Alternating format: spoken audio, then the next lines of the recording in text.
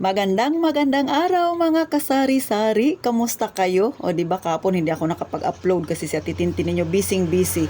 Wala ako sa tindahan ko, sarado ang tindahan ko kahapon. Bakit? Nang dahil dito, nag-renew si Ate Tintin ninyo ng permit. January 2, 2024, nag-renew na ako ng permit. Tapos ngayon ay January 3, 2024. So, natapos ko na. Pero hindi pa ako natapos isa yung sa sanitary. Kailangan ko ng, mayroon na ngayong chest x-ray. May panibago na silang hinihingi sa aming mga sari-sari store. Last year walang ganon. Pero ngayon, meron na. So, yung ganito. Natapos ko na rin siya lahat. Mga certificate, meron na ako mayor's permit. Pero ito na lang yung sa kailangan meron ka nito. So hindi pa yan permado ni doc. Kailangan ko pang magpa-chest x-ray. Pero pwede nyo naman itong, sa amin dito pwedeng gawin within 90 days. So 3 months yun. So sa sunod na kasi ang dami ko ng pera na nailabas. Pero mura lang naman. Kung sa City Health ako magpapa-x-ray, medyo mura. Pero, may pero, 'di ba? Ipipila ako ng madaling araw kasi tambak ang mga tao doon. So, hindi ko kailangan pumila doon. Pwede naman ako magpa-private na lang, kunti lang din yung diferensya. Kasi nga kung may tindahan ka, yung ipipila mo ng matagal doon, magbenta ka na lang sa yung tindahan, kikita ka pa. Kaysa magpila-pila ka tapos kunti lang yung diferensya, parang 100 pesos lang yata, 150. Di mag-private na lang ako. Matapos ko kaagad, 'di ba? Pagkatapos noon, pag may result na, saka ko ibabalik doon sa City Hall para pipirmahan na ni doktor yung mga ganyan-ganyan ito para magkaroon na yan ito. So maraming requirements sa totoo lang mga kasal. Grabe ang pagod ko. Umalis ako dito ng 8 o'clock, pumunta ako ng barangay hall. Nakaalis ako ng barangay hall namin ay 9:20. Tapos dumiretso ako ng City Hall. Buti may service ako na single na motor. Yun ang ginamit ko. Kung magkukommute ako, anong oras pa ako makakarating ng City Hall? Tapos traffic pa. Then pagdating ko doon, ayun, pila na naman. Pila, bayad. Pero sa ngayon, sa totoo lang madali yung pagbabayad doon namin doon sa may City Hall. Kasi nga, maraming window yung naka-open. So madali lang. Tapos, nakapasok si Ate Tintin ninyo sa 100 na mga nag-renew. Ako ay pang 43, kaya may regalo si City Hall sa akin, di ba? Yung para siyang tumbler na yung mga uso ngayon, sabi nila nasa 600 daw yun pag binili kasi nasa medium size siya.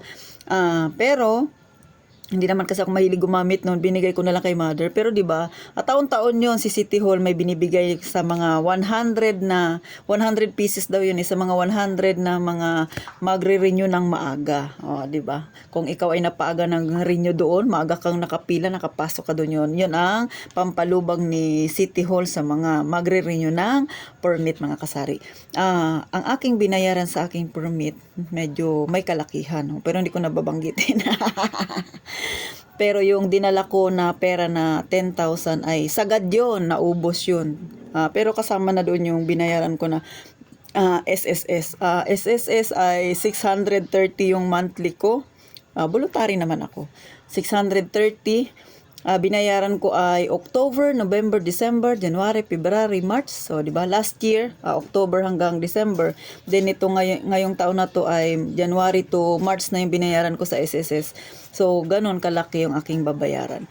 Baka next year or siguro pag medyo lumuwag-luwag na yung kita ko, baka magdagdag na ako mga kasari, mga 710. So, bakit ba si Ate Tintin atat na magdagdag sa aking SSS? Syempre, pag nagkaedad ako, 60 years old ako, ako rin ang makikinabang ng aking SSS kasi yun ang aking magiging pension. Mas malaki yung ihuhulog ko, mas malaki yung pension. So, ganun mga kasari. Hindi ito patalasta sa ukol sa SSS. Ibinabahagi ko lang sa inyo yung aking experience sa buong maghapon kahapon kaya hindi ako nakapag-upload. At saka talaga pagod na pagod ako mga kasari kasi maghapon akong nasa galaan. Then, yun na, natapos ko na rin siya. Yung sa sanitary na lang kasi kailangan ko nang magpa-chest x-ray. Siguro mga next month ko na lang siya gagawin bago didiretso na ako. Hindi na masyado maraming tao doon sa kay doktor. Madali na lang din yun. Yun na lang yung aking huling gagawin. At saka certification sa may real property tax clearance. Wala naman akong real property. So clearance lang. So wala akong babayaran na, diba? At saka, ayun. Wala naman ako CCTV, mga ganun mga kasari. SSS lang. May nakuha na rin naman ako. Sa SSS ay nakakuha na rin ako ng certificate. Yun na nga. Then, syempre, may sedula tayo, ganyan. So, ito ay ikakabit ko na sa aking, ayan. Papakita ko sa inyo mga kasari ha. So, ito na. So, makikita mo, ayan. So, yan. 1, 2, 3. So, apat na ang ilalagay ko. Nag-start kasi ako ng 2021. So, ngayon ay 2024 na. Panibagong lagay ko na siya. Ayan, ito. So, mamaya ikakabit ko na siya. So, ganun lang mga kasari. Sa totoo lang, kung isipin mo yung 1 year, malaki talaga ang bit-bit na pera ni Ate Tintin ninyo. Pero kasi katulad ngayon January, nag-uumpisa na akong mag-alkansya mga kasari. Mahirap kung hindi ka mag-iipon, lalo na kung ang tindahan mo kagaya sa akin maliit lang kasi napakabigat ang 10,000, di ba? Tapos dito mo kukunin biglaan sa tindahan mo. Pero nasa sa inyo naman yan kung ganyan na magiging style ninyo. Sa mga baguhan dyan na may mga tindahan, ang style na titintin ninyo para hindi mabigat sa akin. Araw-araw naghuhulog ako ng 20 pesos. Tinatabi ko yan araw-araw. Pagka medyo malaki yung aking benta, naghuhulog ako ng 50 o kaya 100. So, depende. Pero ang pinaka-lowest na hinuhulog ko ay 20 pesos sa aking alkansya para sa permit, pang-renew ng permit. Para pagdating ng January sa susunod, 2025, hindi matataranta ang atitintin ninyo. At saka, syempre, kailangan na may pasobra tayong bit-bit na pera kasi mahirap po na pag magre-renew kayo ng permit tapos pabalik-balik ka, ay gastos sa pamasahe. Kaya ako buti na lang may single ako na motor, yun ang aking gamit. So hindi ganun kahirap sa akin na mag-renew ng permit. Ang pinakamahirap lang talaga ay yung magbabayad ka na, yung mag-antay ka doon, talagang tiyagaan. Pero pasalamat naman kahapon sa mga taga City Hall dito sa amin sa Puerto Princesa, marami silang pumasok kaya napadali ang aming transaction, ang aming pagbabayad. Diba? Kasi last year, 6:30 na ako nakauwi. Nakarating ako doon, 9 ang umaga ako na nasa City Hall na. Tapos umuwi ako, 6:30 na ng gabi. Walang kainan ng tanghalian at saka merienda. Diba? Kulang na lang, doon na ako maghapunan. Pero, syempre, saludo pa rin sa mga taga City Hall kasi hanggang alas 9 raw ng gabi. Talaga namang ina-accommodate nila lahat yung magbabayad hanggang nag-overtime sila. Pero, parang balak ko sa sunod, gabi na lang din siguro ako magbayad kasi hanggang 9 daw. Kasi hindi na raw masyado matao. Pero, ang kainaman lang kasi pag mas maaga ka mga kasari magbayad, meron silang binibigay na gift sa mga maaga sa 1 to 100. Di ba? Nakapasok sa titintin ninyo. Kaya may libre ako na parang tumbler siya na malaki. Yung uso ngayon lagayan ng tubig. So ganun, mahal din yan pag binili, di ba? So ganun mga kasari. Kayo ba? Ano bang ginagawa ninyo? Nakapag-renew na ba kayo ng permit ninyo, mga kasari? Di ba? Sumakit na rin ba ang ulo ninyo? Kulang ba yung pera ninyo? Next time, alam nyo na ang gagawin ninyo. Ngayon pa lang, mag-alkansya na. Para hindi mahirapan pagdating ng renewhan ng permit. Tips yan ni Ate Tintin. Pero, depende naman yan sa inyo. Kung gusto nyo naman, kahit hindi kayo mag-alkansya, kung malakas ang tindahan ninyo, isang benta lang yun, di ba? Pero sa akin, katulad sa akin, maliit lang ang aking tindahan. Kailangan ko talagang mag-alkansya, paunti-unti mga kasari. Kasi nga, wala akong aasahang pambayad sa aking permit pag hindi ko yun ginawa. So, paano? Sana ay may natutunan kayo kay Ate Tintin. Natawa ba kayo sa aking itsura? So, kung makita nyo lang itsura ko kahapon mga kasari, ang init-init.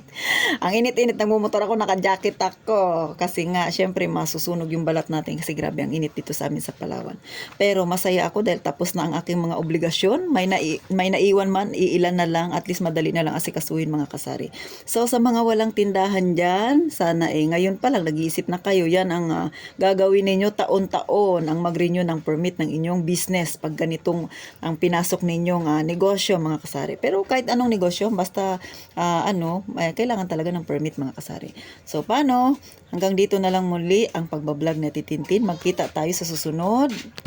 At makikisuyo akong muli mga kasari, please pakisuportahan naman ang Ate Tintin ninyo. Pa-subscribe naman po para dumami-dami pa tayo mga kasari. Simpleng vlog man ang aking ginagawa pero alam ko sa mga baguhan dyan, sa mga wala pang experience naway makatulong ako at sa iba talaga malaki ang tulong nito para kahit papano madagdagan ang kanilang kaalaman. At saka syempre tayong lahat na ang buhay ay nasa masa, ganito ang ating journey. Nasasalamin nyo ba ang journey ko? Yan din ang journey ninyo mga kasari kasi tayo ay pare-parehong nasa masa ang pamumuhay. So paano? Magkita-kita tayo sa susunod na aking vlog. Aasahan ko kayo mga kasari. At saka syempre, palike na lang po. Pag may time kayo, pwede po ba? Pa-share na rin mga kasari. Para syempre, sama-sama tayong magkwentuhan ng ganitong topic na kapaki-pakinabang para sa ating maliit na tindahan. So, palaging sinasabi ni Ate Tintin na lagi ninyong naririnig, mag-iingat kayong palagi, mga kasari.